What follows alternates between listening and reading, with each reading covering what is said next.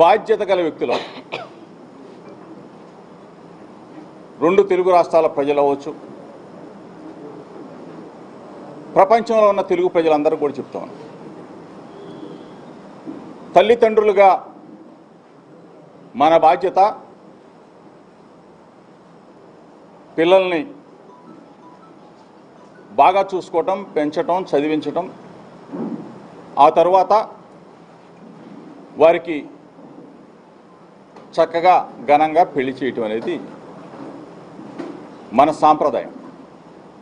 ఈ సాంప్రదాయంలో భాగంగానే ఒక బాధ్యత గల కుటుంబానికి సంబంధించి బాధ్యత గల వ్యక్తిగా తల్లిదండ్రులుగా ఘనంగా వివాహం జరిపించడం జరిగింది. ఆ క్రమంలో మన బాధ్యత, తల్లిదండ్రులుగా బాధ్యత,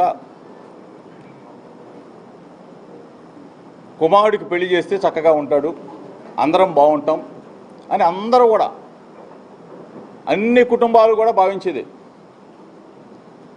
ఈ క్రమంలో నా కుమారుడైన రాజీవ్ మేఘన్కి పెళ్లి చేయటం, ఘనంగా జరిపించడం, దానికి అందరిని కూడా ఆహ్వానించడం కూడా జరిగింది. ఈ క్రమంలో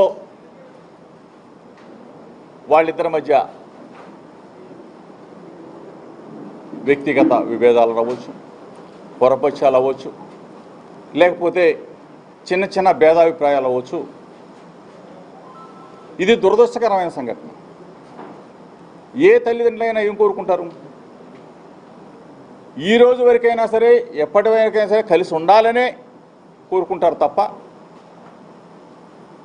ఎక్కడా కూడా చిన్న పొరపాటు కూడా తల్లిదండ్రులు చేయరని నేనైతే నమ్ముతాను. అదేవిధంగా మేము భావించాం. వాళ్ళ మధ్య సఖ్యత కుదర్చడానికి అందరం కూడా ప్రయత్నం చేస్తాం. మేము కూడా అదేవిధంగా చేసాం. ఈ క్రమంలో వారి మనస్పర్ధలు, వారి మధ్య పొరపక్షాలు పెరగటం, తద్వారా రాజీవ్ 8/2/2026 8/6 6వ నెల 2026 డైవర్షన్ పిటిషన్ అంటే విడాకుల కోసం ఆయన 8/6 నెల, దయచేసి మీడియా మిత్రులు దీన్ని గమనించమని చెప్పేసి రాష్ట్ర ప్రజలకి అందరూ కూడా తెలియజెప్పమని చెప్పేసి మాత్రం భావిస్తాం, కోరుతాం.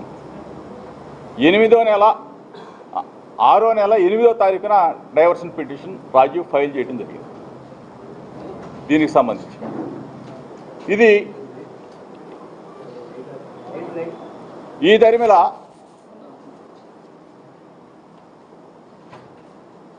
24వ తారీఖు 7వ నెల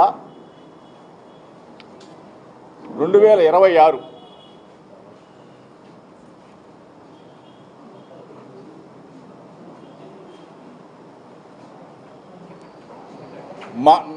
మా కుటుంబం మీద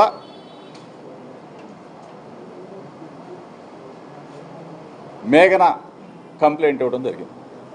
దయచేసి ఒకసారి మీరు దీన్ని గమనించమని చెప్పేసి మాత్రమే కోరుతా ఉన్నాం. అయినా సరే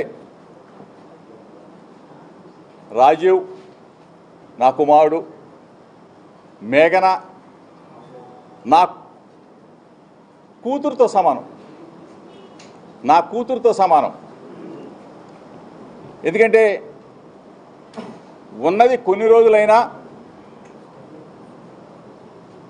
కన్న కూతురు కన్నా మిన్నగానే చూసుకున్నాం. ఎక్కడా ఏ పొరపక్షాలు మా మధ్య అయితే ఎక్కడా లేవు.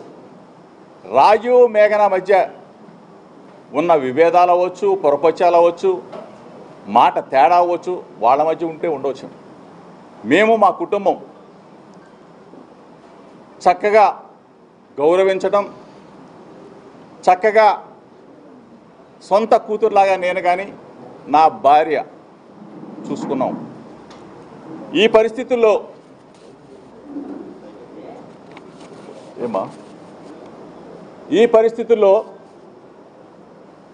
వాళ్ళ మధ్యన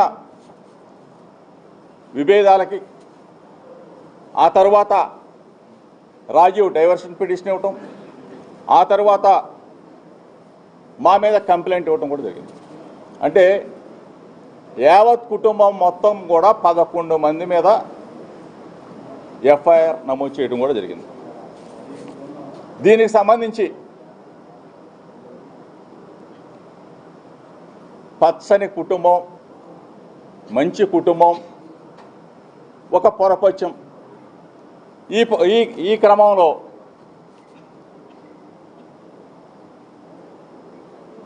కొంతమంది